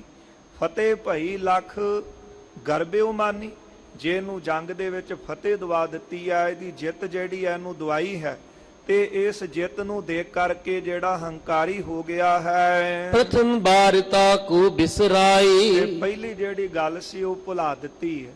ਜਿਹੜਾ ਆਲਖਾਂ ਚੜ ਕੇ ਆਇਆ, ਕਟੋਚੀਏ ਨੇ ਫੌਜਾਂ ਚੜਾ ਕੇ ਲਿਆਂਦੀਆਂ, ਉਦੋਂ ਤੇ ਆ ਕੇ ਤਰਲੇ ਮਾਰਦਾ ਸੀ ਮਹਾਰਾਜ ਜੇ ਮੈਂ ਹਾਰ ਗਿਆ ਤੇ ਮੇਰੀ ਬੜੀ ਬੇਇੱਜ਼ਤੀ ਹੋਵੇਗੀ, ਮੇਰਾ ਜਸ ਬਰਕਰਾਰ ਰੱਖ ਲਓ। ਤੇ ਮਹਾਰਾਜ ਕਹਿੰਦੇ ਹੁਣ ਸਾਰੀ ਜਿਹੜੀ ਪੁਰਾਣੀ ਗੱਲ ਭੁਲਾ ਦਿੱਤੀ ਹੈ। ਹਮ ਕੋ ਸੁਧ ਪੀ ਕਰੀ ਨਹੀਂ ਕਿਮ, ਇੱਕ ਵਾਰ ਵੀ ਸਾਨੂੰ ਇਹਨੇ ਕਿਸੇ ਤਰ੍ਹਾਂ ਦੀ ਖਬਰ ਨਹੀਂ ਭੇਜੀ ਤੇ ਆਪ ਮੇਲ ਕਰ ਲਿਆ। ਸ਼ਤਰਨ ਸੰਗ ਸੰਧ ਠਹਿਰਾਏ, ਵੈਰੀ ਦਲ ਦੇ ਨਾਲ ਇਹਨੇ ਆਪਸ ਵਿੱਚ ਮੇਲ ਕੀਤਾ ਹੈ, ਸੰਧੀ ਕਰ ਲਈ ਹੈ ਤੇ ਸਾਨੂੰ ਇੱਕ ਵਾਰ ਖਬਰ ਵੀ ਨਾ ਕੀਤੀ। ਅਬ ਅਰੂਢ ਕਰ ਗਮਨੇ ਹਮਪੁਰ, ਮਹਾਰਾਜ ਕਹਿੰਦੇ ਹੁਣ ਅਸੀਂ ਅਰੂੜ ਸਵਾਰ ਹੋ ਕਰਕੇ ਆਪਣੀ ਨਗਰੀ ਆਨੰਦਪੁਰ ਜਾ ਰਹੇ ਹਾਂ। ਨਾਹਕ ਕਿਉਂ ਬੈਠੇ ਇਸ ਥਾਈ, ਮਹਾਰਾਜ ਕਹਿੰਦੇ ਨੇ ਇੱਥੇ ਬੇਫਜ਼ੂਲ ਬੈਠਣ ਦਾ ਕਾਰਨ ਕੀ ਹੈ। ਰਹਿਓ ਨ ਕਾਜ ਨਰੇਸੁਰ ਕੋ ਅਬ, ਹੁਣ ਰਾਜੇ ਭੀਮ ਚੰਦ ਨੂੰ ਸਾਡੇ ਨਾਲ ਕੋਈ ਕੰਮ ਵੀ ਨਹੀਂ ਰਿਹਾ। ਕਰਿਓ ਸੰਪੂਰਨ ਜਿਸ ਹਿਤ ਆਏ, ਇਸ ਹਿਤ ਕਾਰਜ ਵਾਸਤੇ ਅਸੀਂ ਇੱਥੇ ਆਏ ਸੀ ਉਹਦਾ ਕੰਮ ਪੂਰਾ ਕਰ ਦਿੱਤਾ ਹੈ। ਸੁਨ ਵਜ਼ੀਰ ਕਰ ਬੰਧਨ ਗਮਨਿਓ, ਗੁਰਾਂ ਦੇ ਬਚਨ ਸੁਣ ਕੇ ਰਾਜੇ ਭੀਮ ਚੰਦ ਦੇ ਵਜ਼ੀਰ ਨੇ ਮਹਾਰਾਜ ਨੂੰ ਨਮਸਕਾਰ ਕੀਤੀ ਹੈ। ਕਹਿਓ ਜਾਏ ਰਾਜੇ ਸਮਝਾਏ, ਚਲਾ ਗਿਆ ਤੇ ਜਾ ਕੇ ਆਪਣੇ ਰਾਜੇ ਭੀਮ ਚੰਦ ਨੂੰ ਸਾਰੀ ਗੱਲ ਜਿਹੜੀ ਹੈ ਦੱਸੀ ਹੈ। ਕਲਗੀਧਰ ਰਿਸ ਕਰ ਕੁਛ ਚਿਤ ਮਹਿ, ਗੁਰੂ ਕਲਗੀਧਰ ਸਾਹਿਬ ਮਹਾਰਾਜ ਸੱਚੇ ਪਾਤਸ਼ਾਹ ਤੇਰੇ ਨਾਲ ਕੁਝ ਨਾਰਾਜ਼ ਹਨ ਚਿੱਤ ਵਿੱਚ। ਚਾਹਤੇ ਆਨੰਦਪੁਰ ਕੋ ਅਬ ਜਾਏ, ਚਾਹੁੰਦੇ ਹਨ ਸਤਿਗੁਰੂ ਆਨੰਦਪੁਰ ਸਾਹਿਬ ਨੂੰ ਜਾਣਾ। ਸੁਨ ਰਾਜੇ ਕਹਿ ਬਿਨੈ ਪਠਾਈ, ਸੁਣ ਕੇ ਰਾਜੇ ਭੀਮ ਚੰਦ ਨੇ ਫਿਰ ਬੇਨਤੀ ਭੇਜੀ ਹੈ। ਹਮ ਤੇ ਭੂਲ ਚੂਕ ਹੋਏ ਫਿਰ ਜਾਏ, ਇਹਨੇ ਬੇਨਤੀ ਭੇਜੀ ਕਿ ਸਤਿਗੁਰੂ ਸਾਡੇ ਤੋਂ ਜਿਹੜੀ ਭੁੱਲ ਚੁੱਕ ਜਿਹੜੀ ਹੈ ਨਾ ਉਹ ਹੋ ਗਈ ਹੈ। ਇਹਨੇ ਪਹਿਲਾਂ ਵੀ ਇਹ ਬੇਨਤੀ ਭੇਜੀ ਸੀ ਕਿ ਮੇਰੇ ਤੋਂ ਭੁੱਲ ਚੁੱਕ ਹੋਈ ਤੇ ਸਤਿਗੁਰਾਂ ਨੇ ਇਹਨੂੰ ਸ਼ਰਨ ਵਿੱਚ ਜਿਹੜਾ ਸੀ ਆਇਆਂ ਨੂੰ ਮਾਣ ਦਿੱਤਾ ਸੀ। ਭਾਵੇਂ ਭੰਗਾਣੀ ਦੇ ਜੰਗ ਹੋਣ ਦਾ ਵੱਡਾ ਕਾਰਨ ਰਾਜਾ ਭੀਮ ਚੰਦ ਸੀ, ਪਰ ਫਿਰ ਵੀ ਇਹਨੇ ਸਤਿਗੁਰਾਂ ਦੇ ਚਰਨਾਂ ਵਿੱਚ ਆ ਕੇ ਤੇ ਬੇਨਤੀ ਕਰ ਦਿੱਤੀ ਸੀ, ਸਾਡੇ ਤੋਂ ਭੁੱਲ ਚੂਕ ਹੋ ਗਈ। ਪਰ ਸਿਆਣੇ ਦਾਨੇ ਕਹਿੰਦੇ ਨੇ ਕਿ ਜਿਹਨੂੰ ਆਦਤ ਪੈ ਜਾਵੇ ਉਹ ਤਾਂ ਉਹਦੀਆਂ ਪੋਰੀਆਂ ਵੀ ਕੱਟ ਦਿੱਤੀਆਂ ਜਾਣ, ਫਿਰ ਵੀ ਉਹ ਆਦਤ ਜਿਹੜੀ ਹੈ ਉਹ ਬੰਦੇ ਦੀ ਜਿਹੜੀ ਹੈ ਉਹ ਨਹੀਂ ਜਾਂਦੀ। ਸੋ ਸਤਿਗੁਰੂ ਕਿਰਪਾ ਕਰਨ, ਮਾਲਕ ਦੀ ਦਇਆ ਰਹਿਮਤ ਹੋਵੇ, ਉਹ ਤਰਸ ਕਰੇ ਤੇ ਉਹ ਮਾੜੀ ਆਦਤ ਨੂੰ ਤਿਆਗ ਦੇਵੇ, ਨਹੀਂ ਤਾਂ ਉਹ ਮਾੜੀ ਆਦਤ ਉਹਦੇ ਵਿੱਚ ਰਹਿੰਦੀ ਹੈ। ਜਿਸ ਤਰ੍ਹਾਂ ਰਾਜੇ ਭੀਮ ਚੰਦ ਨੇ ਪਹਿਲਾਂ ਵੀ ਬੇਨਤੀ ਕੀਤੀ, ਇਹ ਲਫ਼ਜ਼ ਉਹਨੇ ਪਹਿਲਾਂ ਵੀ ਕਹੇ ਸਨ, ਹਮ ਤੇ ਭੂਲ ਚੂਕ ਹੋਏ ਜਾਏ, ਕਿ ਮਹਾਰਾਜ ਅਸੀਂ ਭੁੱਲੜ ਹਾਂ, ਅਣਜਾਣ ਜੀਵ ਹਾਂ, ਸੋ ਅਲਪੱਗ ਹਾਂ, ਸਾਡੇ ਕੋਲੋਂ ਭੁੱਲ ਚੁੱਕ ਹੋ ਜਾਂਦੀ ਤੇ ਮਹਾਰਾਜ ਨੇ ਬਖਸ਼ਿਆ ਸੀ। ਹੁਣ ਫੇਰ ਇਹਨੇ ਬੇਨਤੀ ਭੇਜੀ ਹੈ ਕਿ ਸਾਡੇ ਤੋਂ ਭੁੱਲ ਚੁੱਕ ਹੋ ਗਈ ਹੈ। ਠਹਿਰਿਓ ਗਮਨਹਿ ਸੰਗ ਸਰਬ ਹੀ, ਤੇ ਮਹਾਰਾਜ ਠਹਿਰੋ ਗਮਨੈ ਸੰਗ ਸਰਬ ਹੀ, ਕੁਝ ਸਮਾਂ ਰੁਕ ਜਾਵੋ, ਸਾਰੇ ਰਾਜਿਆਂ ਨੂੰ ਨਾਲ ਲੈ ਕੇ ਚੱਲਾਂਗੇ। ਬਖਸ਼ੋ ਆਪ ਖਤਾ ਜੋ ਕਰਾਏ, ਸਾਡੇ ਤੋਂ ਖਤਾ ਭੁੱਲ ਹੋ ਗਈ, ਉਹ ਸਾਡੀ ਬਖਸ਼ ਦਓ। ਆਨ ਕਹਿਓ ਜਬ ਗੁਰੂ ਰਮਾਨੀ, ਹੁਣ ਜਦ ਦੁਬਾਰਾ ਆ ਕੇ ਵਜ਼ੀਰ ਨੇ ਮਹਾਰਾਜ ਨੂੰ ਬੇਨਤੀ ਕੀਤੀ ਨਾ ਰਾਜੇ ਭੀਮ ਚੰਦ ਦੀ, ਮਹਾਰਾਜ ਉਹ ਭੁੱਲ ਚੁੱਕ ਦੀ ਖਿਮਾ ਮੰਗਦਾ। ਹੁਣ ਸਤਿਗੁਰਾਂ ਨੇ ਨਹੀਂ ਮੰਨਿਆ, ਕਿਉਂਕਿ ਪਹਿਲਾਂ ਰਾਜੇ ਭੀਮ ਚੰਦ ਨੂੰ ਮੌਕਾ ਦਿੱਤਾ, ਫੇਰ ਦਿੱਤਾ, ਆ ਹੁਣ ਤੀਜਾ ਕਾਰਨ ਬਣ ਗਿਆ। ਜਦੋਂ ਆ ਕੇ ਫੇਰ ਇਹਨੇ ਤਰਲਾ ਲਿਆ ਤੇ ਮਹਾਰਾਜ ਗਮਨੇ ਸੰਗ ਸਰਬ ਹੀ ਜਬ ਗੁਰੂ ਨਾ ਮਾਨੀ, ਆਨ ਕਹਿਓ ਜਬ ਗੁਰੂ ਨਾ ਮਾਨੀ, ਹਮਰੋ ਠਹਿਰਨ ਨੈ ਕਿਸ ਭਾਏ। ਮਹਾਰਾਜ ਕਹਿੰਦੇ ਸਾਡੇ ਹੁਣ ਠਹਿਰਨ ਦਾ ਕੰਮ ਹੀ ਕੀ ਹੈ, ਜਿਹਦੇ ਕਰਕੇ ਅਸੀਂ ਆਏ ਸੀ ਉਸ ਦੇ ਨਾਲ ਤੇ ਤੁਸੀਂ ਆਪਸ ਵਿੱਚ ਸੁਲ੍ਹਾ ਕਰ ਲਈ, ਮੇਲ ਕਰ ਲਿਆ, ਤੇ ਹੁਣ ਡੰਡ ਦਾ ਧਨ ਵੀ ਤੁਸੀਂ ਦੇਣਾ ਮੰਨ ਜਾਣਾ। ਫਿਰ ਜੇ ਆਦਤ ਹੀ ਪਈ ਹੈ ਤੁਹਾਨੂੰ ਗੁਲਾਮੀ ਦੀਆਂ ਜੰਜੀਰਾਂ ਗਲ ਵਿੱਚ ਪਵਾਉਣ ਦੀ, ਫਿਰ ਸਤਿਗੁਰਾਂ ਨੇ ਨਾ ਮੰਨਿਆ। ਜਬ ਨਿਸ਼ਚੇ ਚਿਤ ਲਖਿਓ ਨਾ ਟਿਕ ਹੈ, ਰਾਜੇ ਭੀਮ ਚੰਦ ਨੇ ਨਿਸ਼ਚੈ ਕਰਕੇ ਜਾਣ ਲਿਆ ਕਿ ਹੁਣ ਸਤਿਗੁਰੂ ਰੁਕਣਗੇ ਨਹੀਂ। ਭੀਮ ਚੰਦ ਆਇਓ ਉਤਲਾਏ, ਫਿਰ ਭੀਮ ਚੰਦ ਰਾਜਾ ਛੇਤੀ ਨਾਲ ਆਪ ਚੱਲ ਕੇ ਆਇਆ। ਪਦ ਅਰਬਿੰਦ ਬੰਦਨਾ ਠਾਨੀ, ਆ ਕੇ ਸਤਿਗੁਰਾਂ ਦੇ ਚਰਨਾਂ ਕਮਲਾਂ ਤੇ ਨਮਸਕਾਰ ਕੀਤੀ। ਅਰਪਨ ਕੀਨ ਅਕੂਰ ਤੁਰੰਗ, ਅਤੇ ਆਪਣੇ ਵੱਲੋਂ ਇਹਨੇ ਤੋਹਫੇ ਦੇ ਰੂਪ ਦੇ ਵਿੱਚ ਘੋੜਾ ਅਰਪਣ ਕੀਤਾ। ਸੁੰਦਰ ਜੀਨ ਸੁਚਾਮੀ ਕਰ ਕੋ, ਸੋਹਣੀ ਕਾਠੀ ਜਿਹੜੀ ਸੋਨੇ ਨਾਲ ਮੜੀ ਸੀ, ਸਾਦਿਓ ਬਸਨ ਰੇਸ਼ਮੀ ਸੰਗ, ਤੇ ਰੇਸ਼ਮੀ ਵਸਤਰ ਨਾਲ ਦਿੱਤੇ ਨੇ। ਬਸਤਰ ਦਿਓ ਪਸ਼ਮੰਬਰ ਨੀਕੋ, ਪਸ਼ਮੀਨੇ ਦੇ ਸੁੰਦਰ ਬਸਤਰ।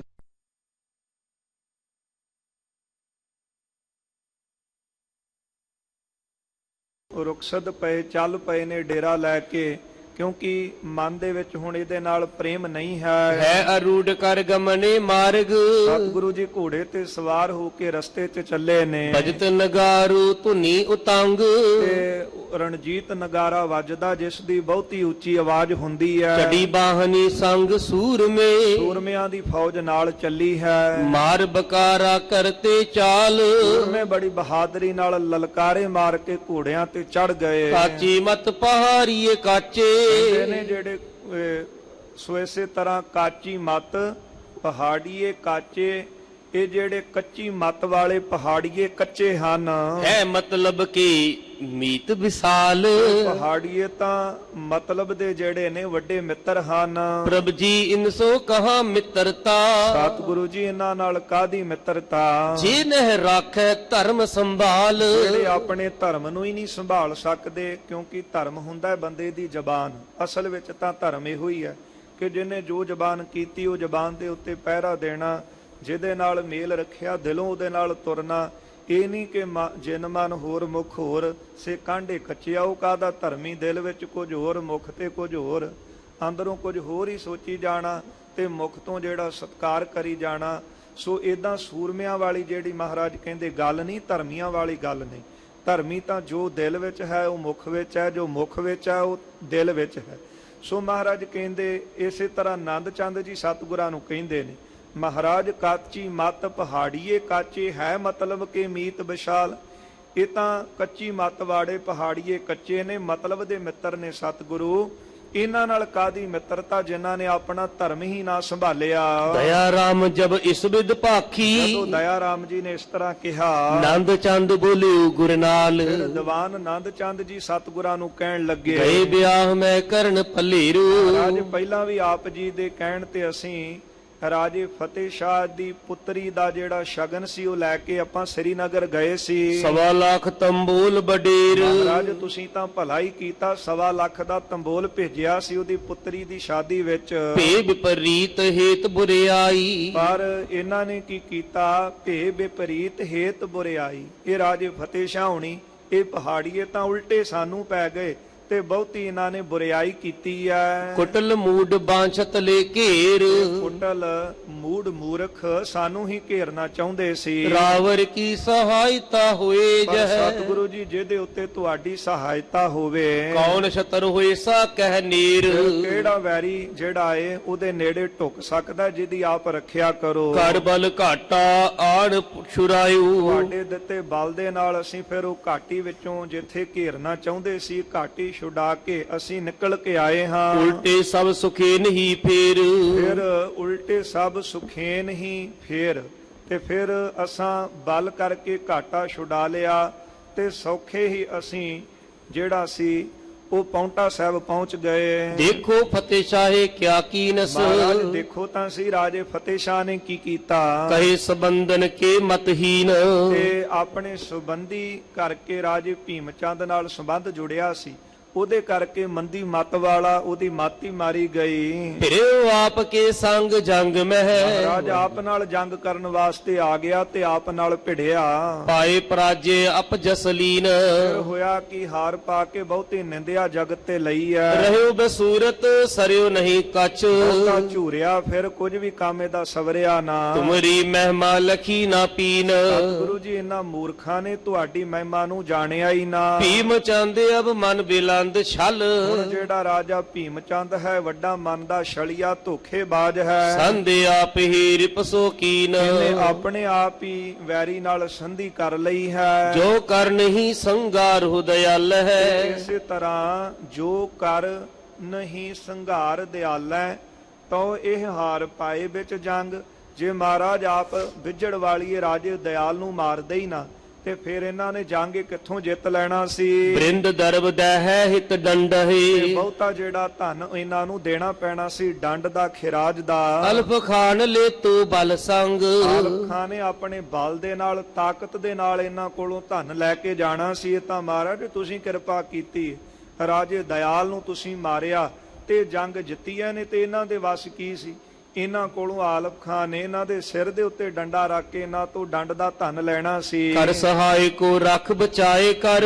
ਅੱਜ ਤੁਸੀਂ ਸਹਾਇਤਾ ਕੀਤੀ, ਇਹਨਾਂ ਨੂੰ ਬਚਾ ਕੇ ਰੱਖ ਲਿਆ। ਪਿੱਛੇ ਰਾਖਿਓ ਇਸ ਬਿਦ ਰੰਗ। ਤੇ ਜੰਗ ਦੇ ਵਿੱਚ ਵੀ ਤੁਸੀਂ ਅੱਗੇ ਹੋ ਕੇ ਲੜੇ ਹੋ, ਜੰਗ ਕੀਤਾ, ਇਹਨਾਂ ਨੂੰ ਪਿੱਛੇ ਰੱਖਿਆ ਤੇ ਬਹੁਤੀ ਖੁਸ਼ੀ ਦਿੱਤੀ ਹੈ। ਬਿਨ ਰਾਵਰ ਕੀ ਮਰਜ਼ੀ ਪੁੱਛੇ। ਪਰ ਮਹਾਰਾਜ ਆਪ ਜੀ ਦੀ ਮਰਜ਼ੀ ਤੋਂ ਬਿਨਾ ਪੁੱਛੇ ਤੋਂ ਬਿਨਾ ਹੀ ਕਰੀ ਬਾਰਤਾ ਬੇ ਕੁਟੰਗ। ਤੇ ਇਹਨੇ ਖੋਟੇ ਢੰਗਾਂ ਦੇ ਨਾਲ ਇਹ ਕੰਮ ਕੀਤਾ ਹੈ। ਸੁਨ ਕੈ ਸ੍ਰੀ ਮੁਖ ਤੇ ਫਰਮਾਇਓ। ਸੁਣ ਕੇ ਦੀਵਾਨ ਆਨੰਦ ਚੰਦ ਤੋਂ ਗੁਰੂ ਕਲਗੀਧਰ ਮਹਾਰਾਜ ਸੱਚੇ ਪਾਤਸ਼ਾਹ ਜੀ ਕਹਿਣ ਲੱਗੇ, ਪਰਬਤ ਬਾਸੀ ਨਰ ਸਮੁਦਾਇ। ਮਹਾਰਾਜ ਕਹਿੰਦੇ ਜਿਹੜੇ ਪਰਬਤ ਬਾਸੀ ਪਹਾੜੀਏ ਲੋਕ ਹਨ, ਪਾਥਰ ਪੂਜਕ ਪਾਥਰ ਬੁੱਧੀ। ਜਿਹੜੇ ਜਿਹੜੇ ਲੋਕ ਪੱਥਰ ਨੂੰ ਪੂਜਦੇ ਨੇ, ਪੱਥਰ ਨੂੰ ਪੂਜਣ ਕਰਕੇ ਇਹਨਾਂ ਦੀ ਬੁੱਧੀ ਵੀ ਪੱਥਰ ਹੋ ਗਈ, ਇਹਨਾਂ ਦਾ ਮਤ ਵੀ ਜਿਹੜੀ ਹੈ ਪੱਥਰ ਹੋ ਗਈ ਹੈ। ਜਲ ਮੈਂ ਪਾਥਰ ਰਹਿ ਸਦਾਈ। ਕਿਉਂਕਿ ਪੱਥਰ ਦਾ ਇਹ ਸੁਭਾਅ ਹੈ ਕਿ ਪਾਣੀ ਦੇ ਵਿੱਚ ਸਦਾ ਰਹਿੰਦਾ ਹੈ। ਮੈਂ ਭੀਜੈ ਅਤ ਧਰੇ ਨਿਠੁਰਤਾ। ਤੇ ਨਾ ਹੀ ਪਾਣੀ ਵਿੱਚ ਰਹਿਣ ਕਰਕੇ ਉਹ ਭਿੱਜਦਾ ਹੈ ਤੇ ਨਾ ਹੀ ਆਪਣਾ ਕਠੋਰਪੁਣਾ ਛੱਡਦਾ ਹੈ।